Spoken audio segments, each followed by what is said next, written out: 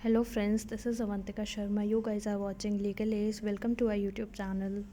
If you have not subscribed the channel, so please subscribe the channel. Hit the bell icon. Let's get started. आज का video हम देखेंगे chapter 3 power of courts. Power of courts की बात करता है section 26 से section 35 तक।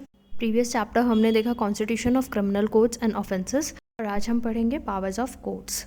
सेक्शन 26 देखते हैं इसका, courts by which offences are triable. ये बात करता है कि वो सारे ऑफेंसेस जो कोर्ट के द्वारा ट्राई किए जाते हैं। देखते हैं आगे, स्टार्ट करते हैं। Subject to the other provisions of this code, any offence under the Indian Penal Code may be tried by. जो भी ऑफेंसेस इंडियन पीनल कोड में ट्राई किए जाएंगे उनको किन के द्वारा ट्राई किया जाएगा? बाय द हाई कोर्ट के द्वारा, बाय कोर्ट ऑफ सेशन और by any other court. Such offences is shown in the first schedule of the tribal. Next इसका प्रोवाइजो बोलता है कि जितने भी ऑफेंसेस होंगे under section 376, 376A, 376AB, 376B, 376C, 376D, 376DA and DB and at last 376E of Indian Penal Code, वो जहाँ तक पॉसिबल हो पाएगा वो प्रिजाइडिंग ऑफिसर एक वुमेन रहेंगी। ये अमेंडमेंट हुआ था 1 दिसंबर 2009। बेसिकली ये सेक्शन बात करता है कि जितने भी ऑफेंसेस इंडियन पीनल कोड में होंगे वो हाई कोर्ट द्वारा, कोर्ट ऑफ सेशन द्वारा या फिर कोई और कोर्ट जो फर्स्ट शेड्यूल में मेंशन की गई है। Further move to the next clause, any offences under any other law shall when any court is mentioned in this behalf in such law be tried by such court and when no court is so mentioned may be tried by High Court or any other court by which such offence is shown in the first schedule to be triable। और या फिर किसी और court में अगर वहाँ का कोई और कोर्ट का मेंशन्ड है कि ये इन केसेस को सुन सकते हैं तो वो उन केस को ट्राई करेंगे। अदरवाइज हाई कोर्ट या फिर कोई और कोर्ट जो फर्स्ट शेड्यूल में मेंशन है उसमें जहाँ भी ट्राइबल होंगे वो केसेस उनको वहाँ पे ट्राई किया जाए। But provision of section 26 are subject to the other provisions of this code. The provisions of that an offence is triable by any other court does not limit or restrict the jurisdiction of any of the high court and session courts. And in the case of State versus Shamlal 1983, it was held that if a case is registered in a magistrate's court and the accused is charged with some offences triable exclusively by a magistrate and the other offences triable exclusively by a session court, the case cannot be split up and the entire case should be committed to the session court। कि अगर बहुत सारे offences commit किए गए हैं, जैसे कुछ ऐसे ऑफेंसेस हैं जो मजिस्ट्रेट द्वारा ट्राइबल हैं और कुछ ऐसे ऑफेंसेस हैं जिनका जुरिस्डिक्शन जिनकी पावर्स सेशन कोर्ट के पास है, तो उस पूरे केस को सेशन कोर्ट द्वारा ही ट्राई किया जाएगा। वो सारा केसेस कमिट कर दिया जाएगा मजिस्ट्रेट के द्वारा सेशन कोर्ट को। Further move to the next section, section 27, jurisdiction in the case of juveniles. ये जुवेनाइल्स की बात करता है। जुवेनाइल के केसेस में जुरिस्डिक्शन क्या रहेगा?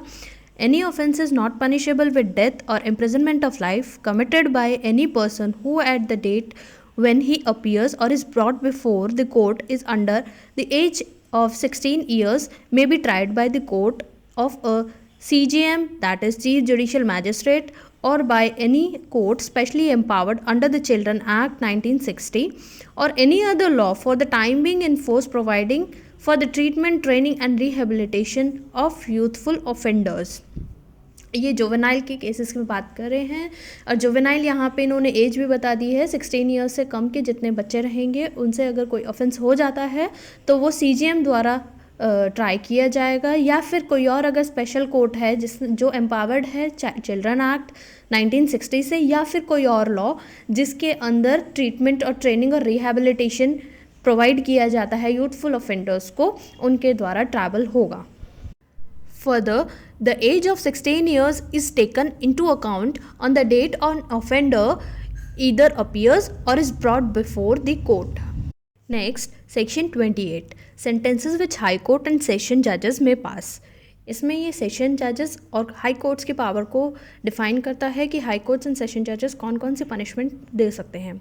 सो sub section 1 is A high court may pass any sentence authorized by law। High court कोई भी सेंटेंसेस पास कर सकता है which is authorised by law.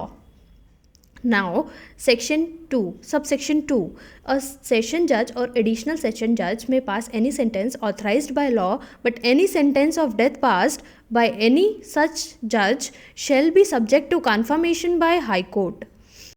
Session जज एंड एडिशनल सेशन जज लाइफ इम्प्रिजनमेंट तक का पनिशमेंट दे सकते हैं एंड डेथ पनिशमेंट भी दे सकते हैं, but after seeking prior permission of high court. उनको पहले हाई कोर्ट से परमिशन लेना पड़ेगा under article 368 of constitution of India. 368 of constitution के अंदर पहले वो प्रायर परमिशन लेगा और उसमें पावर होती है हाई कोर्ट के पास. हाई कोर्ट उसको या तो डिनाई भी कर सकता है और कंफर्म भी कर सकते हैं.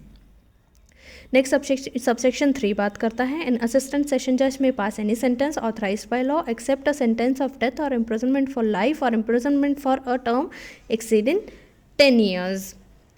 कि ये बोल रहा है असिस्टेंट सेशन जज ऑथराइज्ड है पनिशमेंट देने के लिए एक्सेप्ट द डेथ पनिशमेंट और इम्प्रिजनमेंट फॉर लाइफ और imprisonment for a term exceeding 10 years. 10 साल से ऊपर की सज़ा वो नहीं दे सकते. मतलब हाई कोर्ट के पास है पावर है कि वो सभी तरह के पनिशमेंट प्रोवाइड कर सकते हैं. सेशन कोर्ट के पास भी सभी तरह के पनिशमेंट पास कर सकते हैं, लेकिन डेथ के लिए इन केस ऑफ डेथ पनिशमेंट उसको पहले परमिशन लेना पड़ेगा हाई कोर्ट से. उसके बाद असिस्टेंट सेशन जज 10 years तक का पनिशमेंट दे सकते हैं. फर्दर सेक्शन 29 सेंटेंसेस विच मैजिस्ट्रेट में पास. ऐसे कौन कौन से सेंटेंसेस हैं जिनको मैजिस्ट्रेट पास कर सकते हैं. The court of chief judicial magistrate में pass any sentence authorised by law except a sentence of death, imprisonment for life और इम्प्रिजनमेंट फॉर एक्सीडिंग 7 years. तो यहाँ पे इसने CJM का कितना पावर बताया है. इनडायरेक्टली इसने बोला है कि ये 7 years तक के पनिशमेंट दे सकते हैं. सबसेक्शन 2 बात करता है court of magistrate of first class की, जो इम्प्रिजनमेंट प्रोवाइड कर सकते हैं 3 years तक और फाइन 10,000 या फिर दोनों. सबसेक्शन 3 बात करता है court of magistrate of second class की, जिसमें सेकंड क्लास मैजिस्ट्रेट को पावर किया हुआ है 1 year का पनिशमेंट, 1 year का इम्प्रिजनमेंट एंड 5,000 रुपीज़ तक का फाइन. इसका Subsection 4, the court of chief metropolitan magistrate shall have the powers the court of chief judicial magistrate and that of a metropolitan magistrate, the power of the court of magistrate of the first class. Metropolitan area की बात कर रहा है. अभी हमने previously देखा था कि उधर जुडिशियल मजिस्ट्रेट लिखा हुआ था प्रीवियस सबसेक्शंस में, लेकिन यहाँ इसने सबसेक्शन 4 में क्लियर कर दिया कि chief judicial magistrate metropolitan area में CMM होगा, चीफ मेट्रोपॉलिटन मजिस्ट्रेट होगा, और मजिस्ट्रेट ऑफ फर्स्ट क्लास किसके इक्वल होंगे, मेट्रोपॉलिटन मजिस्ट्रेट के. Further sentences of imprisonment in default of fine. अगर फाइन देने में डिफ़ॉल्ट करते हैं तो उसके लिए कितना इम्प्रिजनमेंट होगा, इसको हम देखते हैं सेक्शन 65 ऑफ IPC के साथ. तो हम इसका देखते हैं सेक्शन 65 कहता है जहां आपको इम्प्रिजनमेंट भी मिला और फाइन भी मिला और वहाँ पर आपने फ़ाइन देने में डिफ़ॉल्ट किया तो 1/4 पनिशमेंट मिलेगी. जो IPC में मैक्सिमम दी गई है उसका 1/4 वहाँ पे पनिशमेंट दिया जाएगा. फॉर एग्ज़ाम्पल, ए ने थेफ्ट किया और जज ने उसे 2 साल की पनिशमेंट और 5,000 का फ़ाइन लगाया. After that non payment of fine अगर उसने एक्ट किया है तो उसमें 379 में मैक्सिमम पनिशमेंट थेफ्ट का 3 years है. सो ऐसे केस में 1/4 ऑफ 3 years लेंगे, that is in addition 9 months extra punishment दिया जाएगा. इस पनिशमेंट को इन एडिशन कहा जाता है 376 की वजह से. सेक्शन 376 कहता है कि किन किन मैटर्स में अपील नहीं होगी, तो इन एडिशन में जो सज़ा दी गई है उसकी भी अपील नहीं होती. Now come to the section 30 of CRPC. ये हमने सेक्शन 65 देखा, सेक्शन 65 और सेक्शन 30. अब हम देखते हैं सेक्शन 30 कहता है अगर तुम डिफ़ॉल्ट करोगे तो हम तुम्हें 1/4 पनिशमेंट देंगे, लेकिन वो पनिशमेंट सेक्शन 29 में मैजिस्ट्रेट की कॉम्पिटेंसी से ज़्यादा नहीं होनी चाहिए. इसका मतलब जो डिफ़ॉल्ट वाली सज़ा है वो उससे ज़्यादा नहीं होनी चाहिए जितना वो कॉम्पिटेंट है.